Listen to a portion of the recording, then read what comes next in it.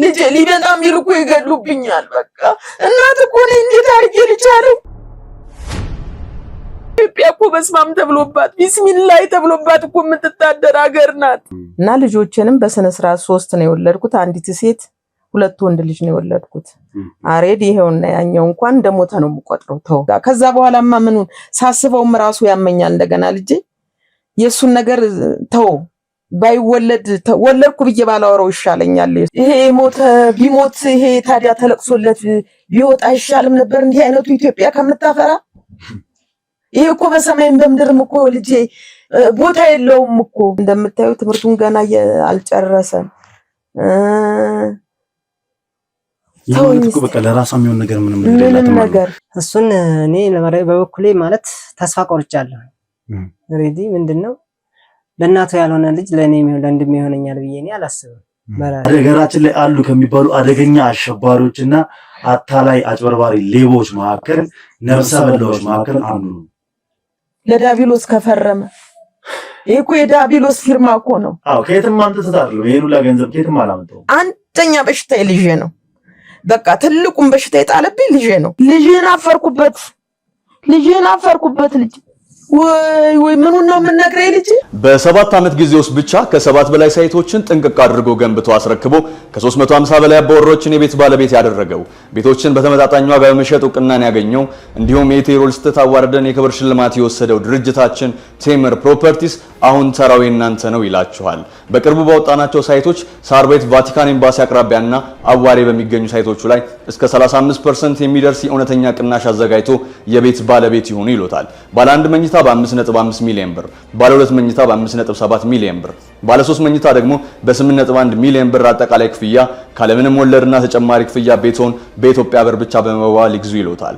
እንዲሁም ነጋዴውን ከሸማቹ ጋር በቀላሉ እንዲገናኝ ሸማቹን ፍላጎቱን በአቅራቢያው እንዲያገኝ ዘንድ የሺዎች መኖሪያ በሆነው የገላን ኮንዶሚኒየም መሃል ላይ የንግድ ሱቆችን ከ500 ሺህ ብር ቅድመ ክፍያ ጀምሮ እየሸጥ እንገኛለን። ስክሪኑ ላይ በሚታገኙ ስልኮች ይደውሉልን።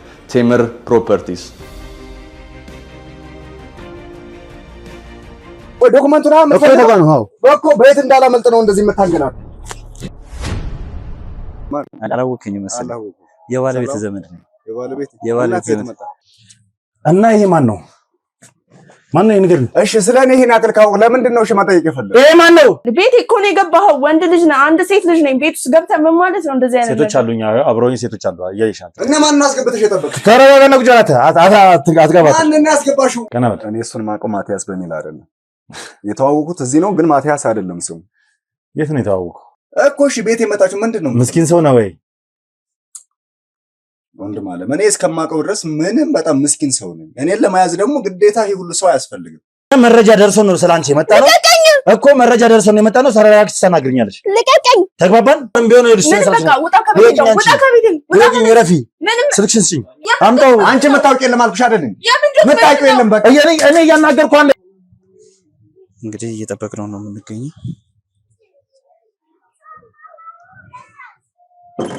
ከዛ በኋላ ያው እሷም ትምህርቴን ቃል ገብታ ከቤተሰቦች ጋር ያመጣችኝን ቃል ገብታ ልታስተምረኝ ነበር። ያንን አቅሟ ስላልፈቀደ ወጣሁኝና ቡና መስራት ጀመርኩ። እነዚህ ናቸው እያንዳንዶች አሉ። ጀምረ ቁጭል ያው እንደተዘጋጀበት እኮ የምናውቀው እሷ እስካሁን ስትነግረን የነበረው ነገር ጠቅላላ ሰው ፈልጎኝ ከመጣ ይሄን ነገር በይልኝ ብላ ስለነገርከኝ ትክክለኛ ምላሽ እንደሰጠኝ ነው የምፈልገው። ካንተ ጋር ጊዜ ላዋክናል። እኔ አንተን እቀዳድዳለሁ። ደርሰናል። ስለዚህ አበበ ያለበት ቦታ ነው የምንገኘው። ልንገባ ነው።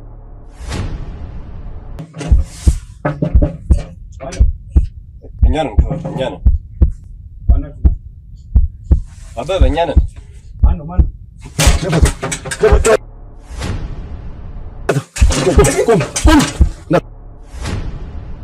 በስትክክል የበላይ እንደለው ራሽ ይውሰዱ። ከነሱ ጋር ታወራለህ? በስትክክል ታወራለህ ወይስ ከነሱ ጋር ትሄዳለህ? ምንድነው? በቃ ተወኝ እንዴ፣ ቁጭ በልና እንነጋገራለን። አረ ለኔ መሳሪያ ምን ሆነ? መቀለድን አቁም። ምን ሆነ ነው? ቆይ እንዴ መቀለድን አቁም። ንገረኝ እስኪ ምን ነበር ዓላማ? አላማዬማ ጓደኛን ማጥመድ ነበር፣ ተሳካለ። አቤል አንተ ትሰማኛለህ? የኔ ጥበቃ ነበር መሆን የነበረበት። ሲጀምር ተጠንቅቀህ አውራ።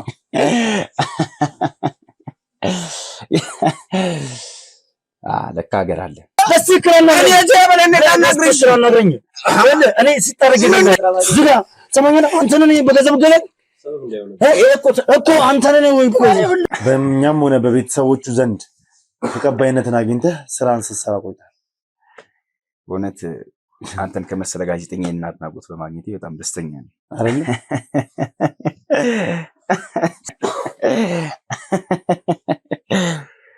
ስማ መኮንን እኮ እንዳበበ ተራሱ አይደል? እኔም ብሆን ደግሞ በዚህ ቆሻሻ እንጂ በፍጹም አትይዙኝ። ካንተ በላይ ቆሻሻ የለም። ስነ ስርዓት ነው። ስለዚህ ከጀርባ ያጀብካቸውን ሰዎች ማለት ነው አስወጣቸውና ለሁላችሁ የሚበቃ ገንዘብ አለ። ስለዚህ በካሽም ቼክን መጻፍ ካለብን ጽፌ እሰጣቸዋለሁ። ሲጀምር ብቻዬን ብላን ነበር እንዴ? እኮ ነው ስነ ስርዓት ለምን አይኖርም? ስነ ስርዓት ለምን አይኖርም? ያደጉት ሀገር ላይ እኮ እንደዚህ ነው። ይሰጣል፣ ትቀበላለህ፣ አለቀ። ሰጥቶ መቀበል የሚባል ጨዋታ አለ። ሄሎ ምንድን ነው? ምን ታምራት እንዴት ነው የሚጠፋው?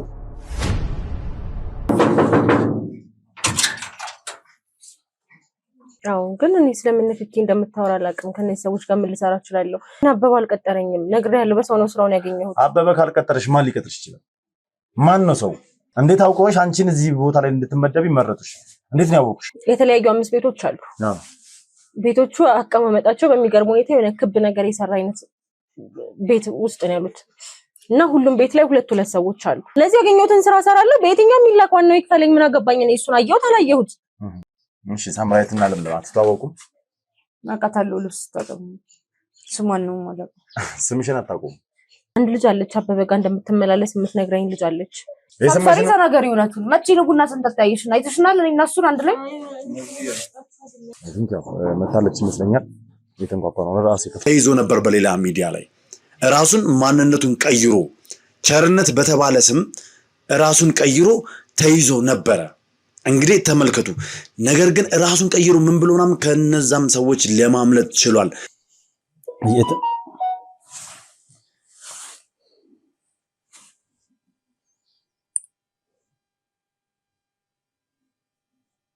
ኦኬ ተገናኛችሁ እያለ ነው ያየው ነው ቴክስቱ። ማንንም እንዳታምን እጃቸው ረጅም ነው ታምኝ ብለዋል። በጣም ታምር እየሆነብኛል ነው የእናቱና እህቱ የተባሉት ሰዎች ጉዳይ። እነዛው ለድራማ ናቸው ማለት ነው።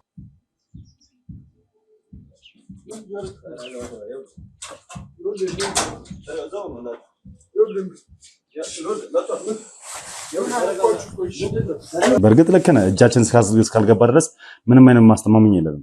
ግን ደግሞ እኔንም ችግር ውስጥ እንዳትከተኝ እንጂ ችግር የለውም እረዳሃለሁ እያለው በሚገባ ሲን 3 ቀን ያቺ ቪዲዮ ካያት በኋላ እሱን የማሳመን ስራ ነው እየሰራን ያለው። ነገረሉሽ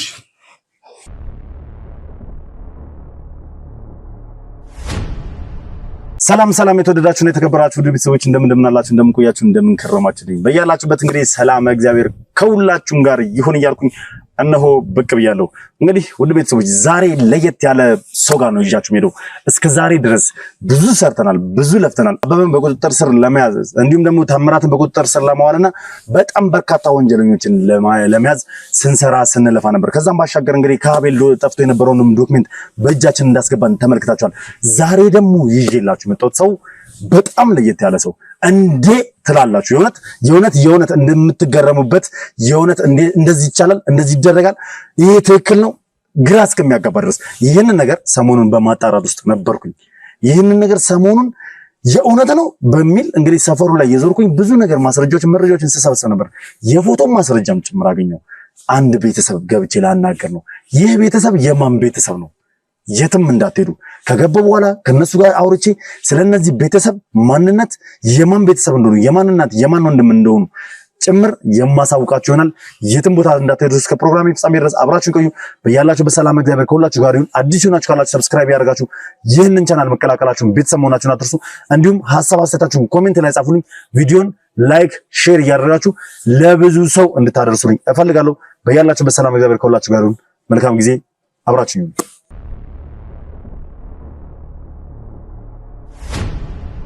እሺ እንግዲህ ቤተሰቦች ያው ነገርኳችሁ ከቤቱ ተገኝቻለሁ። ያው ቤተሰብ ገበው ሰዓት እንግዲህ አንድ እናታችንና አንድ ወጣት ልጅ አግኝተናል።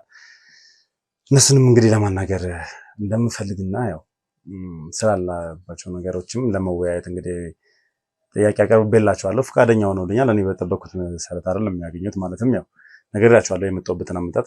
አሁን ደግሞ እዚህ ከገባሁ በኋላ ያየሁት ያለሁት ነገር ትንሽ ግራ ያጋባልም ግር ይላልም እና እስኪ ስላለው ነገር በጠቅላላ ከነሱ ጋር ቁጭ ብዬ የምወያይ ይሆናል። አሁንም በድጋሚ የትም ቦታ እንዳትሄዱ እስከ ፕሮግራሜ ፍጻሜ ድረስ በድጋሚ አብራችሁ ነው። መልካም ቆይታ። እንግዲህ በድጋሚ ያው በካሜራ ፊት ለፊት መጀመሪያ አመስግኛለሁ መቼም ስለፈቀዳችሁልኝና አሁንም በካሜራ ፊት ለፊት ድጋሚ ላመሰግናችሁ እወዳለሁ። መልካም እስኪ እናቴ ያው እንደነገርኩት ስለናንተ አንዳንድ ነገሮችን ለማወቅና መደረግ ያለበትን ነገር ለማድረግ ነው እዚህ ድረስ የመጣሁት። ስለዚህ ከትውውቅ እንጀምራለን። መጀመሪያ እርሶን ማን ልበል? ማርታ እባላለሁ። እሺ ወይዘሮ ማርታ ያው እንዳየሁት እንግዲህ ትንሽ የጤናው ሁኔታ ጥሩ አይደለም። አልጋ ላይ ነው ያሉት። ያው ለዛም እንግዲህ ፈጣሪ ምሕረቱን ይላክሉት ማለት ነው። አሜን ልጄ አሜን። ወንድሜ ልታወቅህ ያሬድ። መልካም እሺ ያሬድ ተማሪ ነህ ያሬድ?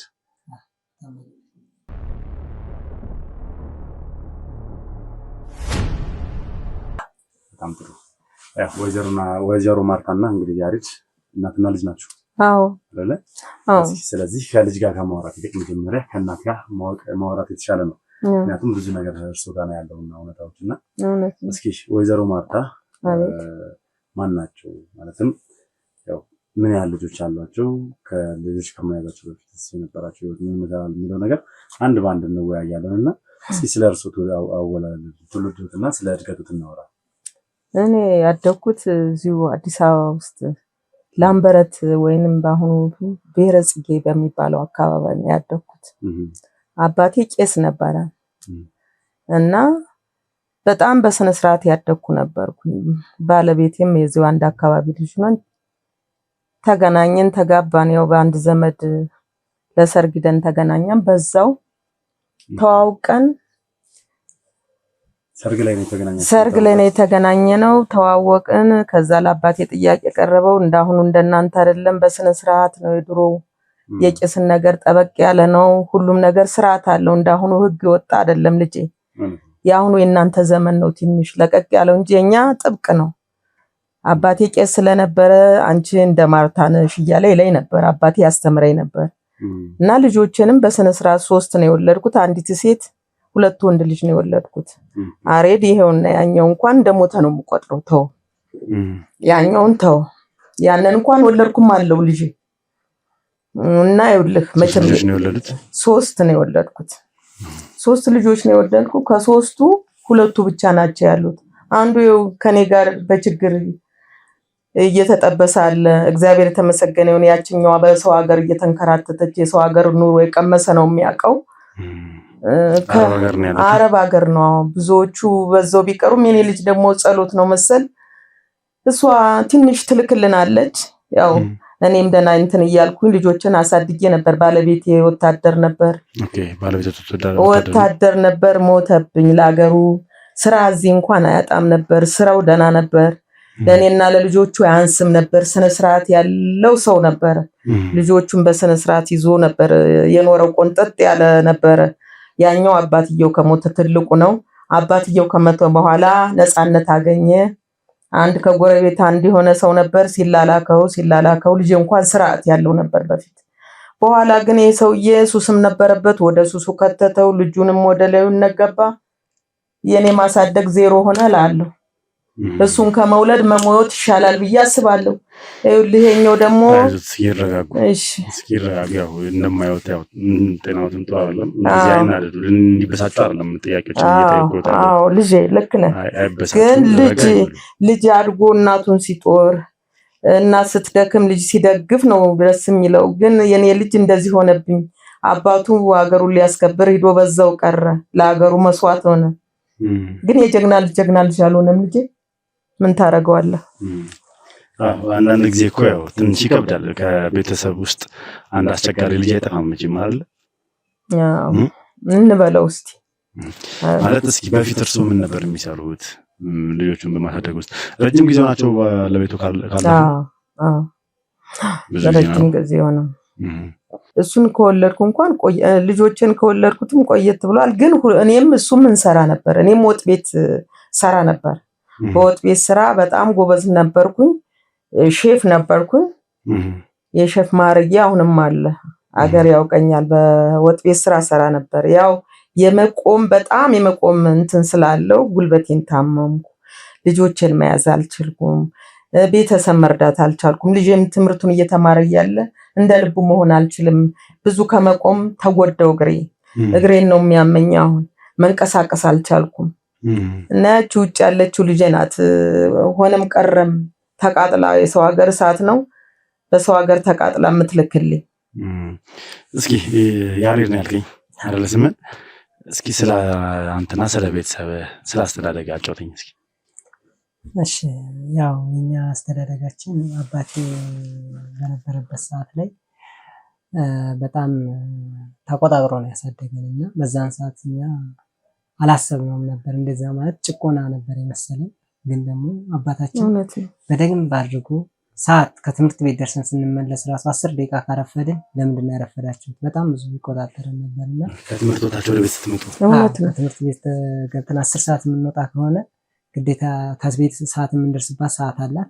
ከዛች ከምንደርስበት ሰዓት 1 ደቂቃ ራሱ ካረፈድን እንትን ይለን ነበርና በጣም ለምን የት ነበራችሁ? ምን እየሰራችሁ? በጣም ይቆጣጠረን ነበር። በዛን ሰዓት እኛ የሆነ እንደ ጭቆና በቃ እንደማይወደን አድርገን እናስብ ነበረ። አሁን ግን ያ ልፋቱ በጣም ማለት ለኔ ጠቅሞኛል። ምክንያቱም በዛን ሰዓት ላይ እንደሚቆጣኝ ስለማቀየረው ወደ ቤትም ስለምገባ ጊዜንም አላባክንም። በቃ ጊዜንም ትምህርት ላይ ነበር በደንብ የማሳልፈው። በሱ በጣም ጠቅሞኛል ለኔና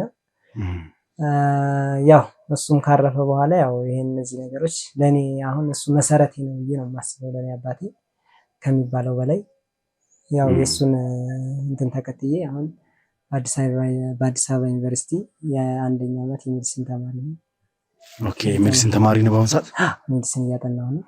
በጣም ጎበዝ ነው ማለት ነው። በርትተሃል ማለት ነው። የአባትህ እውነትም የአባትህ ቁጥጥር የአባትህ ቁጣ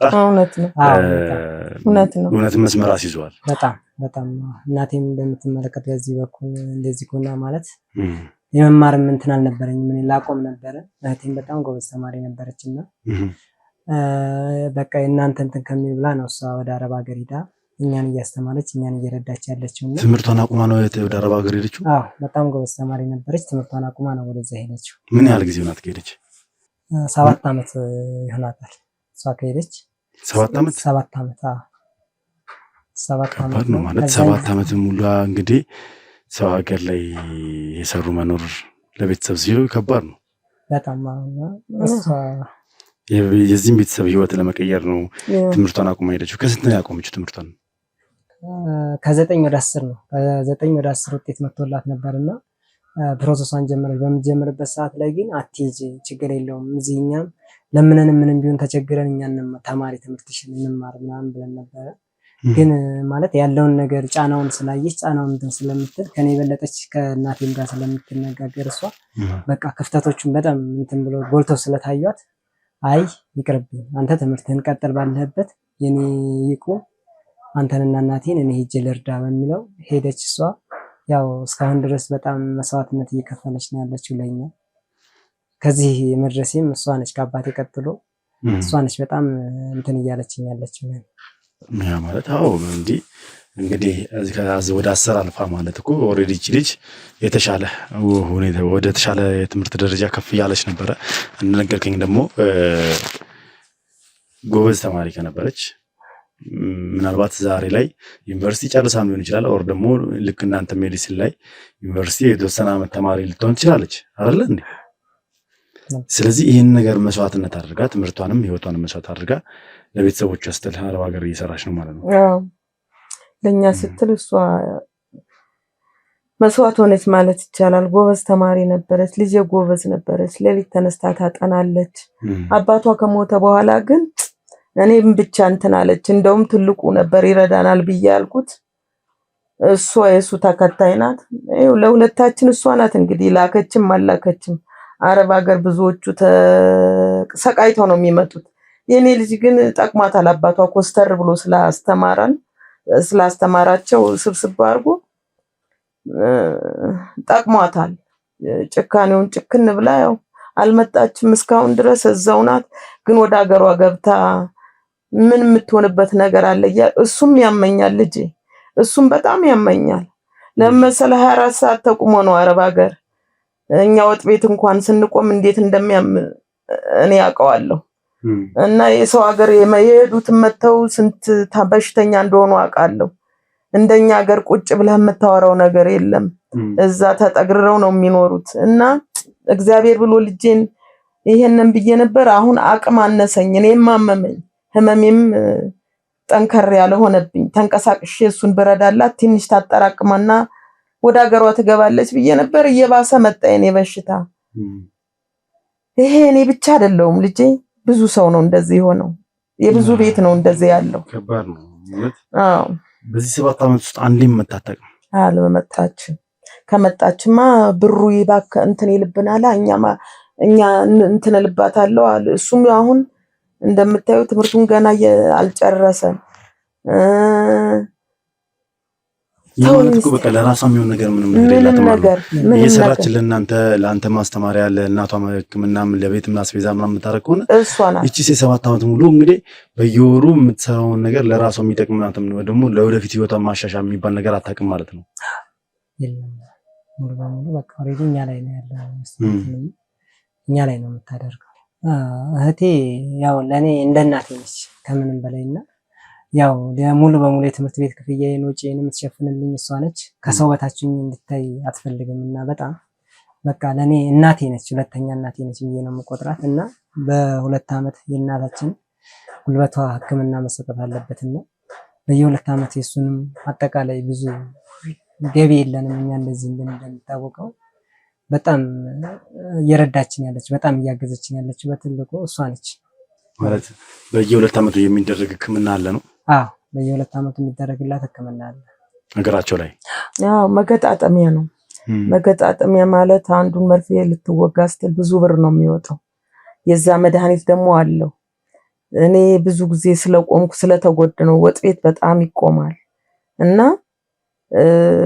እሱ ተጓዳኝም በሽታ አሁን ነርቡም እግሬ እንትን እያለ እየከበደው ስለመጣ ተጓዳኝ በሽታ አለበት አሉ የዛም መድኃኒት ደግሞ በጣም ውድ ነው አገር ውስጥ በጣም ውድ ነው እንዲህ አታገኘው እና አሁን እኔ እግሬ ተሳስሮ ነው ያለውት መንቀሳቀስ አልችል ምን አልችል ድሮ እንትን እያልኩ የሚጠራኝ ሰው በድግሱም በምኑም አሁን የለም ያ ሁሉ ስራ በፊት እኔ ይሰራ ነበር ድግስ ላይ ይጠሩኛል ሰርጎች ምንም ሰራ ነበር አሁን እነሱን ማቋረጥኩኝ የቤት ተያዝኩ ለእንትን እንኳን መውረድ አልችልም እግሬ በጣም ያመኛል ውስጡ ይወጋኛል ይሄ መገጣጠሜ መቆም አልችልም እና መድኃኒቱ ውድ ነው ደሞ እና ልጄን አሰቃየዋት ለማንም አይዞት አይዞት ያው ኑሮች ትንሽ ይከብዳሉ ትክክል ነው ያለው ነገር የተፈጠረው ነገር በቤታችሁ ላይ የሆነ ያለው ነገር ትንሽ ያሳዝናል በተለይ ደግሞ ለቤተሰቦቿ ብላ ትምህርቷን አቋርጣ 7 ዓመት ሙሉ አረብ ሀገር እየሰራች የነገ ህይወቷን እንኳን ሳታስብ የራሷን ህይወት ለማስተካከል ሳታስብ ለእናንተ እየለፋች መሆኑ እጅግ እውነት እሷን የሚያስመሰግን እሷን የሚያስደንቅና ነገር ግን ለወደፊት ዕጣ ፈንታዋ ምንድነው የምትሆነው የሚለው ነገር የሚያሳስብ ነገር ነው እንደው ይቅርታ አድርጉልኝና እናቴ ያው እስኪ በመሃል 3 ናቸው የመጀመሪያው ልጅ ተወለደ አትበለው ምናምን ያሉኝ በጣም ሲያማሩ ነበርና ይሄን ያክል ምን ቢያደርጉት ነው እሱን ማለት ያው ነግረውኛል በርግጥ ከአንድ ሰው ጋር ሆኖ ዱሰኛ እንደሆነ ሌባ እንደሆነ ምናምን ነግረውኛልና ምንድነው ማለት ምንድነው የሚያደርገው የሰውዬ በዚህ ልክ እንትን የሚላችሁ ማለት የሚያበስጫጫችሁ በዚህ ልክ እንድንማረሩበት ያደረጉት ነገር ምንድነው እኔ ልጄ በፊት ይኸውልህ አባቱ እያለ ተረራርተን ነው እሱ ትንሽ እንደውም ሼፍ ሆናለሁ እያለም ይሞክር ነበር እና ኩክ ነገር ያደርግ ነበር ውጭ ሀገር ብትሄድ እኮ ውጭ ሀገር እንደኛ ሀገር አይደለም ወንዶቹ ናቸው አብስለው የሚበሉት ባልና ሚስት ለስራ ሲሉ እሱ ሲገባ እሷ ነው የምትል ልጅ ከወለዱ በተለይ ውጭ ሀገር በጣም እንትን ነው እያልኩ ነግረው ፈረንጆችም ጋር ሰራ ነበር እኔ እናት ጎበዝ ነበርኩ እንዳሁኑ አይደለም እና እሱ ያንን ሁሉ ያስተማርኩት ደና ሆኖ ብታዩ አደገልኝ እያልኩ አይናይኑ እነዚህን ያስተምርልኛል እያልኩ ደረሰልኝ በመልበት ጊዜ አንድ ከጎረቤት አንድ ሰው ነበር ለካ ከሱ ጋር እየተላላከ ምንም እያለ ሳንቲምም እያመጣ ምን እያለ ነበር። በኋላ ግን ሰውየው እዛ ይጫጫስ ነበር፣ አብሮ ተጫጫሰ እሱ ጋር። ከዛ በኋላማ ምኑን ሳስበውም ራሱ ያመኛል። እንደገና ልጄ የሱን ነገር ተው ባይወለድ ወለድኩ ብዬ ባላወራው ይሻለኛል። የሱ የት ነው የሚኖረው? የሰው ማለት ምንድነው? የሚያክል ቤት ከእናንተ ጋር ለምን የሚኖረው? ኑሮ ሌላ ቦታ ነው ሲንገረኝ ስለወንድም ወንድማችን እንግዲህ እዚያ አካባቢ ነው የሚኖረውና ወደኛ አይመጣም። እኛ መጠጋት አይፈልግም፣ እኛንም ማገዝ አይፈልግም። ለምንድን ነው እናንተ መጠጋት የማይፈልገው? ምክንያቱም ምን እንደሆነ አናውቅም። ገንዘብ አለው ነው? አፍጣር ገንዘብ ነው። አዎ ገንዘብ በጣም አለው ከሚባለው በላይ። ከየት አምጥቶ ከየት ያምጣው እንግዲህ ምን ይስራ አይታወቅም። ከዛ ሰውዬ ጋር ከጀመረ በኋላ ነው እንግዲህ ከቤትም ወጥቶ ማደር ጀመረ። አባታችን ከሞተ በኋላ ቤት ቁጭ ብሎ አይሰራ አያድርም። በቃ የተለያዩ እንትኖች ማድረግ ጀመረ። ከዛ ከየት ያምጣ እንዴት ያምጣ አናውቅም። ቤት አለ፣ የራሱ መኪና አለው። በጣም ብዙ ማለት ባለሀብት ነው ያለው። አይ ባለሀብት እኛ ዳትም የማይፈልግበት ምክንያት ምን እንደሆነ ምንድነው? በቃ የማፌዝ ነገር ነው የሚያደርገው። ኦሬዲ እንደ ቤተሰብ ቆጥሮን አያውቅም። ቤተሰብ ናቸው ማለት ያፍርብን ይሆን ምን ይሆን አናውቅም። ግን እንደ ቤተሰቦቻችን ራሱ እንደ ቤተሰቦች ናቸው። እኛን ተውት፣ እናቱን እንግዲህ እናታችን ብዙ መከራ አይታለች። በጣም ብዙ ነገር የእናት ውለታዋን መክፈል አንችልም። ግን እሱን ሁሉ ረስቶታል። እሱ መጀመሪያ የነበረበትን ረስቶታል። ኦሬዲ በፊት አባታችን እንደዚህ ስለሚቆጣ እንደዚህ ነገር ብያስብ ነበር። እሱ ከሞተ በኋላ በቃ ነፃነቱን አገኘ። በቃ ወጣ። እሱ እንደ ጭቆና ነገር መሰለኝ ያየውና አሁን ያለበት ደረጃ እሱ በጣም እንትን ያለ ነው። እኛ ያው እንደምታየው ሊረዳንም ሊያግዘንም ፈቃደኛ አይደለም። እንደው ምን ያህል ጊዜ ሆነዋል ካየኸው? ወይ ደግሞ እናቱን ካገኘ ምን ያህል ጊዜ ሆነዋል? አረ በጣም ረጅም ጊዜ ሆኖታል። እናታችንን በቃ ቢያት ራሱ ሰላም የሚላት አይመስለኝም። እንትን ሰው ማለት ለመጠየቅም ለማየትም አይመጣም፣ ፍላጎት የለውም ጭራሽ። ማለት ስለሱ ማንነት ሌላ ትዳር ይዞ ከሆነ ምናልባት በትዳር ጫና የሚያድርበት ከሆነ ይህን ነገር ያጣራችሁት ነገር አለ? እሱን እኔ በበኩሌ ማለት ተስፋ ቆርጫለሁ። ኦሬዲ ምንድነው ለእናቱ ያልሆነ ልጅ ለእኔ ለወንድሜ ይሆነኛል ብዬ እኔ አላስብም በራሴ። ስለዚህ ለሱ ያልሆነ ለኔ ይሆነኛል ብዬ ስላሰብኩ በቃ እሱ ስለተሆነ እኔ ኦሬዲ ስለሱ ማጣራትም ማለት አልፈልግም። ኦሬዲ በቃ ቤተሰብ እንዳልሆነ አድርጌ ነው የቆጠርኩት በቃ በራሴ እንደራሴ። ምክንያቱም ለአንዲት እናቱ ያልሆነ ሰው እኔ ከእናቱ ቀጥሎ የተገኘው ነኝ። ስለዚህ እናቱን ትቶ እኔን ያግዘኛል እኔን እንደዚህ ይሆነኛል ብዬ ስለማላስብ እሱን እንደው አናግራችሁ ታውቃላችሁ? እናትህ እኮ ሕክምና ያስፈልጋታል፣ እናትህ እኮ እንደዚህ አይነት ገንዘብ ያስፈልጋታል፣ እንድትረዷት ትፈልጋለሁ ወር ደግሞ የሕክምና ገንዘብ እንድትረዳን እንፈልጋለን ብላችሁ ጠይቃችሁ ታውቃላችሁ? ያውቃል፣ እሱ ሙሉ በሙሉ ያውቃል። በቃ በአካባቢ ሰዎች ምናምን በቃ ኦሬዲ እናታችን መጥፎ አድርጋ እንዳሳደገችው አድርገው ነው የሚያስቡት።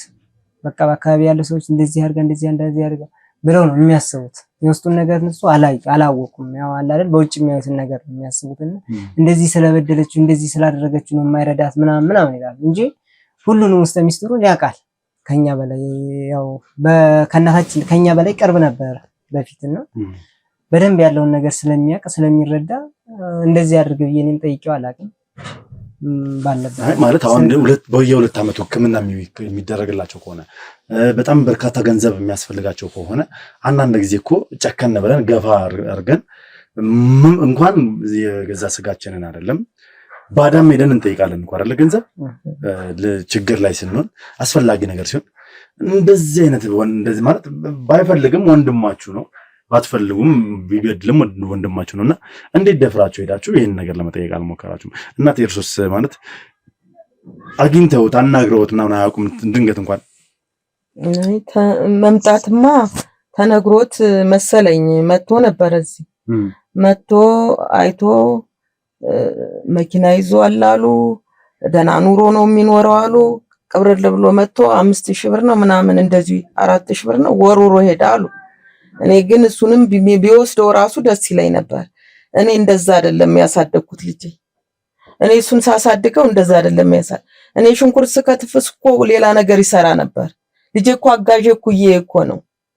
በጣም በሚገርም በድሮ ጊዜ እንደዚህ እንደናንተ እንደዚህ ትልልቁ ነን አይደለም። እኔ አባሌን ሳገባው እኮ ልጅ ነበርኩኝ። በእውነት እኩያ ልጄ እኮ ነው። አሁን ደርሶልኝ ነበር እኮ ባይበላሽ ደና ቢሆን እኮ ህይወታችን እግዚአብሔር እኔም ብቻዬን እንደዚህ ታምሜ እንደዚህ አልሆንባቸውም ነበር። ያችም ትማር ነበር፣ ይሄኛውም ትምህርቱን ይጨርስልኝ ነበር። እኔም እንደዚህ በሽታ ላይ አንደኛ በሽታ ልጄ ነው። በቃ ትልቁም በሽታ የጣለብኝ ልጄ ነው። ምክንያቱም በደረሰልኝ ጊዜ ብድግ ብሎ እንደዚህ ሲሆን እንግዲህ ትዳርም ቢጤ ጀምሮ ይሆናል። እኔ ምኑን ማቀለት ነገር የለም። እናት እንደዚህ አልነበረችም ውለታዋ። እናት ማለት ሀገር ነበረች። ምን ታረጋዋለህ ልጄ? እሱ ክፉ ሆነብኝ፣ ባለየ ሆነብኝ። እናት እኮ ጎንበስ ብላ ተከብራ እናቴ ምን ሆንሽ ተብሎ በሕክምናውን የኔን ሕክምና አይደለም የማንንም የሚችል ሌባ ነው አሉ። አሁን ሌባ ከየት እንዳመጣው ገንዘቡን ራሱ አላቅለት፣ ማን እንደሰጠው ራሱ አላቅ። እኛ ሰርተን ነበር እንተዳደረው እንጂ እንደዚህ አይነት በአንድ ጊዜ እዛ ላይ የሚወጣም እንትን የለንም። እና ትልቅ ደረጃ ላይ ነው ደረጃ ያወጣኛል ብዬ ምላት ይሄን ያነበረ በትምህርቱ ይሄኛው ይበረታልኛል ብዬ ነው። አሁን የኔ ሕክምና ላይ ብዙ ብር ስለሚፈጅ ቢያንስ በሚሊዮኖቹ ነው የኔ ብር መድኃኒቱን ለአንድ ጊዜ በ2 ዓመት እንኳን የሚሰጠኝ እኔን ለማቆየት ማለት ነው። አንደኛ በሽታ ልንገር ልጄ እሱ ነው። ልጄ ነው በሽታ ያረገኝ ለልጆቼ እንዳልሆናቸው ያረገኝ ያ ነው። ከየት ምን ውስጥ እንደገባልኝ እኔ አላቅ። ምን ብር የሚያመጣ ነገር ውስጥ ምን እንደገባ አላቅ። በሱ ተስፋ ቆርቻለሁ ልጄ። ሳስበው የሚያመኛል የባሰው። እግዚአብሔር አምላክ እንግዲህ በዛው ባለበት ይማረው። ሌላ ምን እላለሁ? አዎ ትልቁ ነገር ነው። ለእንደዚህ አይነት ሰው እንግዲህ ልቡን ይስጠው እያለን መጸለይ ነው፣ ሌላ ነገር አይደለም። በጣም የሚገርመው ውድ ቤተሰቦች፣ ያው መግቢያ ላይም ነግራችኋለሁ። ዛሬ አንድ ቤተሰብ ላገኘ እንደሆነ እና የማን ቤተሰብ እንደሆነ ደግሞ ከገባው በኋላ ስለሱ የተወሰነ ነገር ሰምተን ከዛ በኋላ ነግራችኋለሁ፣ ገልጽላችኋለሁ ብያችኋለሁ። በጣም በሚገርም ሁኔታ ይህ ሰው እስከዛሬ እኛ ስናሳደው እሱ ሲደበቅ ራሱን ማንነቱን እየቀያየረ ሲያጭበረብር ሲያታለል የቆየው ከአንዴም ሁለቴ እጃችን ገብቶ ያመለጠው ማንነቱን እየቀያየረ ሲሰራ የነበረው ልጃችሁ አይ ቲንክ አበበ ነው አይደለ? አዎ አበበ ነው። ዜና ልትነግረኝ ነው ልጄ? ይኸውልህ እናቴ እርሶ በዚህ ልክ ልጆትን እንደዚህ አምርሮ ይናገራሉ። እንዴት ሆኖ ሀብታም ሆነ እንደዚህ ከርቶና ምናምን ነው የሚሉት። አዎ አበበ ሀገራችን ላይ አሉ ከተባሉ አደገኛ ወንበዴዎች መካከል አንዱ ነው። ሀገራችን ላይ አሉ ከሚባሉ አደገኛ አሸባሪዎችና አታላይ አጭበርባሪ ሌቦች መካከል ነፍሰ በላዎች መካከል አንዱ ነው። ወንድምህ ገንዘብ ኖሮት እናንተ መከልከል ብቻ ሳይሆን የተለያዩ ቤተሰቦችን መበጥበጥ፣ የተለያዩ ሰዎችን ህይወት ማመሰቃቀል፣ የተለያዩ ሰዎችን ቤት መበጥበጥ፣ ማፍረስ፣ ገንዘብ ንብረት መዝረፍ፣ ነፍስ ማጥፋት ሁነኛ ሰው። ይሄን ከምሰማ እንደሱ ብሞት ይሻለኝ ነበር። ልጄ እኔ ያረጋል ብሌ መች አሰብኩኝ። እኔ እኮ እኔ ያረጋል እኔ ከየት አመጣው እንዴት ሆነ ነው እንጂ እናቴ ይሄ ዝርፊያ ምናምን ብቻ ነው የነገርኩት። አንድ ነገር ልንገሩት። እርሱ እንግዲህ የቄስ ልጅ ነኝ ብለዋል። አዎ ቄስ ማለት ምን እንደሆነ ሁላችንም ተመልካቾች እናውቃለን። አበበ ደግሞ ሀገራችን ኢትዮጵያ ላይ የሰይጣን እምነት የ666 እምነት እያስፋፋ ያለ ሰው ነው። ምን ነው የምትነግረኝ ልጄ? በጣም በርካታ ወጣቶችን ወደዚህ ሃይማኖት፣ ወደ ሰይጣን ሃይማኖት፣ ወደ 666 ወደ ኢሉሚናቲ እንዲገቡ እያደረገ ያለ የብዙ ወጣቶችን ህይወት እየበከለ ያለ ብዙ ቤተሰብን ሃይማኖታቸውን እንዲተው ፈራ እግዚአብሔር እንዳይኖራቸው ቆሻሻና የዘቀጠ ስራ የተወገዘ ስራ እንዲሰሩ እያደረገ ያለ እየሰራ ያለ ሰው ነው። በስጋውን ብቻ እኮ አይደለም የረከሰው ልጄ፣ በነፍሱም ረከሰ በለኝ እንጂ ለዳቢሎስ ከፈረመ ይሄ እኮ የዳቢሎስ ፊርማ እኮ ነው። አዎ ከየትም አምጥተት አይደለም። ይሄን ሁላ ገንዘብ ከየትም አላመጣውም። ይሄ ሁላ ገንዘብ የመጣው በዚህ መልኩ ነው። እንደፈለገ ገንዘብ የሚድራቸውም እንደፈለገ ነው። ኢትዮጵያ ውስጥ ግብረሰናይ ድርጅት በሚል የተቋቋመ ድርጅት ከጊዜያት በኋላ ባህሪውን ቀይሮ የኢሉሚናቲ እምነት መስፋፊያ ድርጅት ሆኖ ከዛ ድርጅት ውስጥ አበበ በፐርሰንት ድርሻ አለው። ልጄ ምን መርዶ ነው ያወረደህ ልጄ? ይሄ ቢሞት ይሄ ታዲያ ተለቅሶለት ቢወጣ አይሻልም ነበር? እንዲህ አይነቱ ኢትዮጵያ ከምታፈራ። ይሄ እኮ በሰማይም በምድርም እኮ ልጄ ቦታ የለውም እኮ። ምንድነው የምትለኝ ልጄ? ምኑ ነው አሁን? እኮ ይሄ እኮ ሊታውን ቢል ከሚገርም አባቴ ያስተምረኝ ነበር። ይሄ ሊታውን ቢል እኮ ራሱ ተከታትሎ ይወጋዋል፣ ይገለዋል። ቢገለው ደግሞ ተመልሶ ነፍሱን የሚጫወቱበት እኮ ዳቢሎስ ነው ልጄ። የዳቢሎስ ወንድም ነው። የሰው ልጅ እና ያረግም ምኑ ነው የምታሰማኝ ልጄ? እኔ ሰርቆት ነው አልኩ እንጂ እኔ እንደዚህ ማይ 666 እኮ አባቴ ይነግረኝ ነበር፣ ያስተምረን ነበር። እጃችሁ ላይ እንዳይጽፉባችሁ፣ እግራችሁ ላይ እንደዚህ በሀብታችሁን ግንባራችሁ እንዳይነካ ይለኝ ነበር አባቴ። የእናንተ ዘመኑ ደግሞ ምኑ መጣ ልጄ? እንዲህ ሃይማኖት አለ? እኔ ሰምቼ አላውቅም እንዲህ አይነት ልጄ። ኢትዮጵያ ምኑን አፈራሹ? ይረጋጉ ባኩት፣ አይበሳጩ። ይሄ እኮ ራሱን ነው የሸጠው፣ ነፍሱንም ስጋውን እኮ ነው። ነፍሱንም ስጋውን እኮ ነው የሸጠው ልጄ። ጉድ! አባትየው እንኳን የሞተ ለሀገሩ ኮርቱ እንኳን የሞተ ኮረውብህ። ልጅህን አፈርኩበት፣ ልጅህን አፈርኩበት ልጅ። ወይ ምኑን ነው የምነግረኝ ልጄ? በቃ ይዘሽ በቃ ታረጋኝ። አዎ አውቃለሁ፣ ስሜቱ በጣም ከባድ ነው። በተለይ ደግሞ በመንፈሳዊ በሃይማኖት ቤተሰብ ውስጥ በሃይማኖታዊ ቤተሰብ ውስጥ ያደገ ሰው እንደዚህ አይነት ነገር ለመስማት ዝግጁ አይደለም፣ ይከብዳል። ጉድ ምኑን መርዶ አረዳኝ ልጅ። ይሄ እኮ በስጋው ብቻ በምስሎኝ ነበር። ይሄ እኮ ነፍስም ነው እኮ፣ ነፍስም እኮ በእግዚአብሔር ዘንድ ተዘግቶበታል፣ በር የለውም። እውነት ነው። ነፍሱን ነው ሲጀምር፣ ነፍሱን ነው የመጀመሪያ የሸጠው። ስጋማ ፈራሽ ነው። ልጄ ምኑን ነገርከኝ ልጄ? ጉድ ጉድ ጉድ ጉድ አባቴ፣ ምኑን ጉድ ሰማሁት፣ ምኑን ጉድ ሰማሁት፣ ምኑን ጉድ ሰማሁት። ኪዳነ ምሕረት እናቴ አንቺ መልሺው ልጄ። ለካ ወዱ አይደለም ልጄ፣ ለካ ወዱ አይደለም ለካ። ኪዳነ ምሕረት መልሽልኝ ልጄ፣ ልጄን መልሽልኝ፣ ልጄን መልሽልኝ። አጨክንም ልጄ። ስንቶቹ ነው መሰለ በዚህ ተቃጥለው ያሉት። ወይ ልጄ ልጄ ልጄ ልጄ ልጄ ሞተ፣ በቃ በነፍሱ ሞተ። ስጋ እኮ ምንም ማለት አይደለም፣ በነፍሱ ሞተ። 666 ማለት እኮ ምን አይነት እንደሆነ ልንገር ልጄ። እንደ መስታወት እንደዚህ እየፈለገ እያገኘ እያሳተ የሚለቅም ነው። ትልቁ በምድር ላይም በሰማይም ያለው ትልቁ ወደ ምድር የተጣለው ዘንዶ እኮ ነው። እሱ ዋናው በሰዎች ላይ አድሮ ክርስቲያኖችን የሚለቅም ነው እኮ። ልጄ እኮ በስጋ ብቻ አይደለም የሞተው ልጄ። ምኑን ያረዳይ ልጄ? እባክዎት እንዲረጋጉና ይረጋጉ እባክዎት። ወይኔ ልጄ ሞቷል። ልጄ እኮ ወዶ አይደለም ልጄ። ሊመጣም ቢል እኮ ይገሉብኛል። በቃ እናት እኮ ነኝ። እንዴት አድርጌ ልቻለው? ኪዳነ ምሕረት አውጭልኝ ልጄን። ለካ ጨክናለሁ ያልኩት ውሸቴን ነው ልጄ። የእናት ወድ እኮ አይጨክንም ልጄ። ሊሉ ማናንቱ ነው 666 አሉት። እናቴ ቅድስት ሰማዕታት እባክዎት እንዲረጋጉ፣ እራሱትን አያስጨንቁ። ባሉበት ሁኔታ እንደዚህ መሆን ጥሩ አይደለም።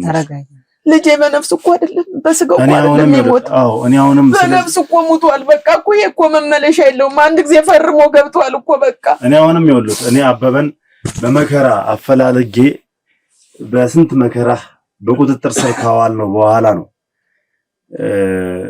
ስለርሱ እውነተኛ ማንነት ስናጣራ ነው እንግዲህ የእናንተን አድራሻ ያገኘነው እንጂ አበበ ከዚህ ቀደምም እኛ ጋር በነበረበት ሰዓት በተያዘበት ሰዓት እናትና እህቴ ብሎ ከክፍለ ሀገር ሰዎችን ገዝቶ ነበር ያመጣው። እናትና እህቴ ናቸው ብሎ እኛን ለማታለል በሚል እኛን ከዶ እንግዲህ ያደረገው ድርጊት ይሄንን ነበር። አሁን ግን በስተመጨረሻም በስንት መከራ በቁጥጥር ስር ካዋል ነው በኋላ እንግዲህ የተለያዩ ቦታዎች ላይ የተለያየ ወንጀል እየሰራ በርካታ ወንጀሎችን እየሰራ ማንነቱን እየቀያየረ ነበር ሲኖር የነበረው። ይብል ልንገራችሁ፣ ከዚህ በፊት እኔ ከመያዜ በፊት እኔ ማለት ከኔ ካመለጠ በኋላ ራሱ ሌላ ሚዲያ ላይ ቸርነት በሚል ወንጀለኛ ተይዞ እዛም ማለሳልሰው አምልጧቸው ነበር። በስተመጨረሻ ግን እኔ ወጥመድ ዘርግቼ በእጅ ያስገባሁት ግብረ አበሩን እንዳመለጠኝ አድርጌ እሱን ከዚህ ቀደም ስላመለጠኝ ግብረ አበሩ እንዳመለጠኝ አድርጌ ቪዲዮ ሰራው። እዝኔ እንዳመለጥኩት አመለጠ ቸርነት አመለጠ ጓደኛዬም ታምራት አመለጠ ብሎ ስላመነ እሱ ያለበት ቦታ ድረስ እንዲመጣለት ሹፌር ላከለት። እኛ ግን ተከተለን ሄደን ከተደበቀበት ጉድጓድ ይዘነው ወጣን። ያዛችሁት? አዎ በቁጥጥር ስር ነው እናቴ። አሁን ይዘዋል ልጅ? አዎ ተይዟል። እንደው አምጣልኝ ልጅ በመስቀልም በምንም ብዬ ልጄን ከዳቢሎስ አድነዋል። እኛ አሁን በአሁን ሰዓት ላይ የምንለቅበት ሁኔታ ላይ አይደለም። በርካታ ነብሶችን አጥፍቷል። የብዙ ሰው ህይወት ነጥቋል። የብዙ ሰው ወጣቶች ልክ እንደዚህ እንደ ያሬድ ያለ ወጣቶችን ስራ እንሰጣለን ምናምን በሚል ስልጠና አለ በሚል እዚህ አባላት ውስጥ የዚህ ነገር አባላት ውስጥ እየከተቱ እየወሰዱ ሌላ ሀገር ላይ እየሸጧቸው እየጣሏቸው እየገደሏቸው እማይሆን ነገር እያደረጓቸው ሲቆይ የነበረ ሰው ነው። ኢቭን እህት አንተን ልታስተምረህ አረብ ሀገር ሄዳለች። ትምህርቷን አቁማ እናቷን ልታስታምም እናቷን ልታኖር ልትጦር አይደለ? እንደሷ ያሉ ወጣት ተማሪዎችንም የት እንደገቡ ሳናቅ ደብዛቸው እንኳን ጠፍቶ ቤተሰቦቻቸው ልክ እንደዚህ እንደደርሶ እያለቀሱ ነው ያሉት። በማን አማካኝነት? በአበበ አማካኝነት። ስለዚህ እንደ ቀልድ የሚለቀቅ ሰው አይደለም ሲጀምር። እኔ አሁንም ስለ እርሶ ስሰማ ስለ እናንተ ቤት ስሰማ የአበበ ቤተሰብ አበበ ከተያዘ በኋላ ትክክለኛ ቤተሰቦቹ እንዲህ ናቸው ተብሎ ሲነገር አድራሻችሁን ፈልጌ የመጣሁት እኔ ነኝ። ምክንያቱም ላይ ስለፈለኩኝ መጥቼ ቀጥታ እናንተ ጋር ለሚገቡት በነገራችን ላይ ይከታተሉ ስለ እናንተ ነው ማጣራት የጀመርኩት መጀመሪያ። ምክንያቱም አበበ ከዚህ በፊት ሰዎች ገዝቶ አምጥቷል ብያችኋለሁ። እናትና እህቴ ናቸው ብለው ሰዎች በገንዘብ ገዝተው እኔን ለማሳመን ሞክሯል። እኛን ክዶ አሁን ድጋሚ ያ ነገር እንዳይሆን በሚል ሳጣራ ነበረ አበበ እንዴት እንደነበረ ከእናንተ ጋር ምን ኑሮ እንድትኖሩ እንደነበረ ስለ አባትየውም እያንዳንዱ ነገር ብዙ ነገር ሰማሁ። ስለ እናንተም ብዙ ነገር ሰማሁ። ኢቭን የፎቶ ማስረጃው ሁላ ነበረኝ። ከልጅነታችሁ ጀምሮ የነበራችሁ ፎቶዎች ተልኮልኛል። እያንዳንዱ ነገር ያንን አረጋግጬ ነው የገባሁት። ይሄንን ስሰማ እርሱ ያሉበትን በተለይ ስሰማ እኔ ውስጤን አመመኝ። የሰው ልጅ የፈለገ ሊዘርፋል፣ ይሰርቃል፣ ሰው ይገላል ምናምን እንደ አበበ አይነት ወንጀለኛ ወንጀል ሰርቶ ገንዘብ ያመጣል። ቢያንስ እንኳን ለቤተሰቡ መሆን የማይችል ከንቱ ሰው ነው። ከንቱ መውለድ ከንቱ ይሏል። ይሄ ነው በቃ። እንዴት እናትን የሚያክል ነገር በዚህ ልክ ታመው በየጊዜው ሕክምና እየተደረገላቸው እህቱ ትምህርቷን አቁማ የገዛ እህቱ ያበበ ትምህርቷን አቁማ አረብ ሀገር ስትሰቃይ 7 ዓመት ሙሉ እንግዲህ ኢትዮጵያን ሳትረግጥ እናቷና ወንድሟን ሳታይ ወንድሟን እያሰማረች እናቷን እያሳመመች ቤተሰቦቿን እያኖረች ያለች ሴት ነች። ይሄ ሁላ ገንዘብ መቃብር ድረስ ይዞት ሊሄድ ነው ወይስ ምን ሊያደርገው ነው? ዘርፎ በቆሻሻ ስራ የመጣ ነገር። በነገራችን ላይ በቆሻሻ ስራ የመጣ ገንዘብ እንኳን ቀረባችሁ ነው። አሜን። ምክንያቱም በተለይ ደግሞ በዚህ በ66 በሰይጣናዊ ስራ የመጣ ገንዘብ ቤታችሁን ወደፊት ቢያቃጥለው እንጂ አያለመውም። ለእናንተም ወደፊት እውነታው ሲወጣ ልክ እንደዚህ ታከመውበት ቢሆን ኖሮ ገንዘቡ ዛሬ ላይ እውነታው ሲወጣ ጭራሽ ሌላ በሽታ ነበር የሚሆንበት። እውነት ነው። በሱ ገንዘብ አለመታከሙትም እግዚአብሔር የተመሰገነ ይሁን። ነገር ግን ያንተ የሱ ያበበ ድንጋይነትና ያበበ አላዋቂነት በጣም ያሳዝናል። ለማንኛውም እናቴ አሁን እሱ የናያትለው ልጅ እሱ በቁጥጥር ስር ነው ታስሯል። በቁጥጥር አርጉት ግን ምንም አርጉት ሰሩትም ግን ይሄንን 666 እንደው ከላው ላይ አውጡልኝ። ስንቶቹ ናቸው እንደዚህ አይፈልጉም። እናቴ ይቅርታ አርጉልኝ። አይፈልጉም። ዳቢሎስ ነው የወሰደው። አይፈልጉም። መላቀቅ አይፈልግም። ጭራሽ እኛንም አሁንም በገንዘብ ምናምን ነገር ለመደራደርና ለመውጣት ነው የሚፈልገው። ይሄ ደግሞ የማይሆን ነገር ነው። እኛ ሀገራችንን ሽጠን የምንኖር ሰዎች አይደለም። ወገናችንን ሽጠን የምንኖር ሰዎች አይደለም። ለማንኛውም እናት እኔ አሁን እንኳን አየሁት መጥቼ አንድ ነገር ግን የሚገርምህ አንድ ታሪክ ልንገርህ። ወደዚህ ወደ በ7 ዓመት ጊዜ ውስጥ ብቻ ከ7 በላይ ሳይቶችን ጥንቅቅ አድርጎ ገንብቶ አስረክቦ ከ350 በላይ አባወራዎችን የቤት ባለቤት ያደረገው ቤቶችን በተመጣጣኝ ዋጋ በመሸጥ እውቅናን ያገኘው እንዲሁም የኢትዮሮል ስህተት አዋርደን የክብር ሽልማት የወሰደው ድርጅታችን ቴምር ፕሮፐርቲስ አሁን ተራው የእናንተ ነው ይላችኋል። በቅርቡ ባወጣናቸው ሳይቶች ሳር ቤት ቫቲካን ኤምባሲ አቅራቢያና አዋሬ በሚገኙ ሳይቶቹ ላይ እስከ 35% የሚደርስ የእውነተኛ ቅናሽ አዘጋጅቶ የቤት ባለቤት ይሁኑ ይሎታል። ባለ 1 መኝታ በ5.5 ሚሊዮን ብር፣ ባለ 2 መኝታ በ5.7 ሚሊዮን ብር፣ ባለ 3 መኝታ ደግሞ በ8.1 ሚሊዮን ብር አጠቃላይ ክፍያ ካለምንም ወለድና ተጨማሪ ክፍያ ቤቶን በኢትዮጵያ ብር ብቻ በመዋል ይግዙ ይሎታል። እንዲሁም ነጋዴውን ከሸማቹ ጋር በቀላሉ እንዲገናኝ ሸማቹን ፍላጎቱን በአቅራቢያው እንዲያገኝ ዘንድ የሺዎች መኖሪያ በሆነው የገላን ኮንዶሚኒየም መሃል ላይ የንግድ ሱቆችን ከ500 ሺህ ብር ቅድመ ክፍያ ጀምሮ እየሸጥ እንገኛለን። እስክሪኑ ላይ በሚታገኙ ስልኮች ይደውሉልን። ቴምር ፕሮፐርቲስ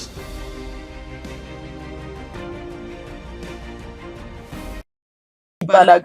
አሁን ቅርብ ጊዜ አንዲት ሴትዮ ልጠይቀኝ እኔን መታ እናቴ ዶሮ አማረኛ አላት ልጇ። ይሄ ትክክለኛ ነው የምነግርህ። ዶሮ ልገዛ ሴትዮዋ ለልጇ ሄደች ቤት እንዳትወጣ ብለው መተው 666ቶች ነው ተብሎ ልጁ ተወቅቶ በነጋታው ተገኘ። እኔም ቀብሬዋለሁ ልጁን አምር። በኢትዮጵያ ውስጥ ምንድነው ልጅ ተዘራብን?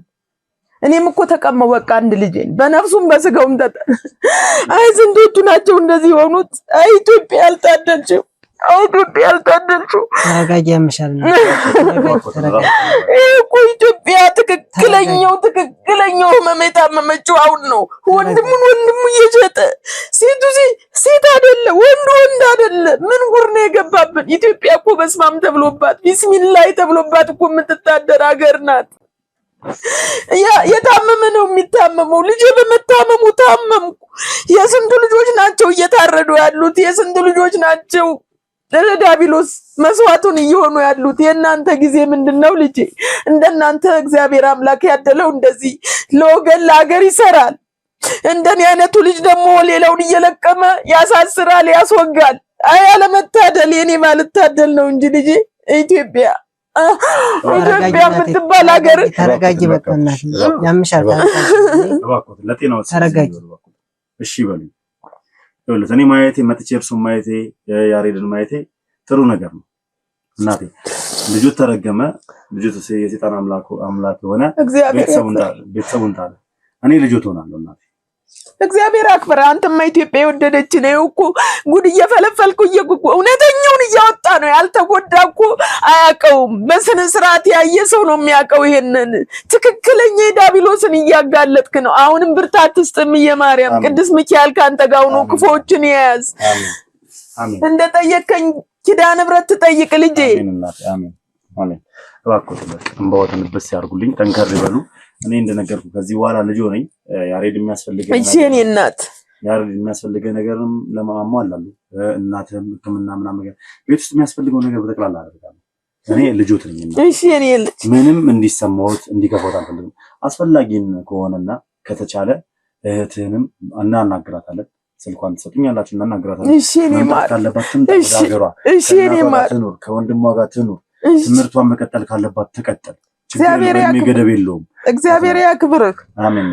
ዘርህ ይባረክ። የተባረክ ዘር ብትሆን ይሄንን የምትለው የሀገር ለወገን ጠቃሚ ያርግ ፈጣሪ። አሜን። የኔ ልጅ እኮ ከንቱ ቀረ፣ ለዳቢሎስ አሽከሩ ነው ቀረ። በቃ አየው እግዚአብሔር ያው በአንድም በሌላ በኩል መልስ አለው።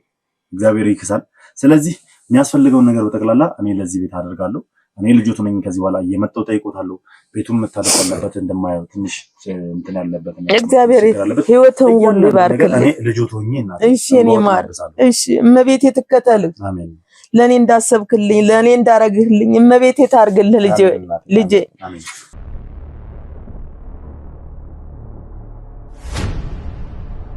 እሺ እንግዲህ ውድ ቤተሰቦች ያው እንግዲህ የዚህ ቤተሰብ ያለበት ሁኔታ ትንሽ ያሳዝናል። አበበ በዚህ ልክ እንደዚህ በቆሻሻ መንገድም ቢሆን ገንዘብ አፍርቶ ገንዘብ አካብቶ ለምኑ ሊያደርገው እንደሆነ ግራ እስኪገባን ድረስ እንግዲህ ቤተሰቡ በዚህ ልክ ነው እየኖረ ያለው። ቤተሰቡ ኑሮ በማይባል ነገር ውስጥ ነው ህይወቱን እየመራ ያለውና ይህ በጣም የሚያሳዝን የሚያሳፍር የሚያስነውር ነገርም ጭምር ነው። ግን እግዚአብሔር ይመስገን ማለትም ከዚህ ቆሻሻ ገንዘብ ከሰይጣናዊ ገንዘብ እንኳንም ለዚህ ቤት ቅንጣት ታክል አልተደረገላቸው። ምክንያቱም ምንም ያለመው ምንም የሚያፈራው ነገር የለምና ዛሬ ላይ እንግዲህ እኔ እዚህ ቤት ተገኝቻለሁ። እግዚአብሔር አምላክ ሆን ብሎ ፈቅዶ ይህ ቤት እንዲጎበኝ እንግዲህ እስከ ዛሬ ድረስ አቆይቷቸው ነበረ።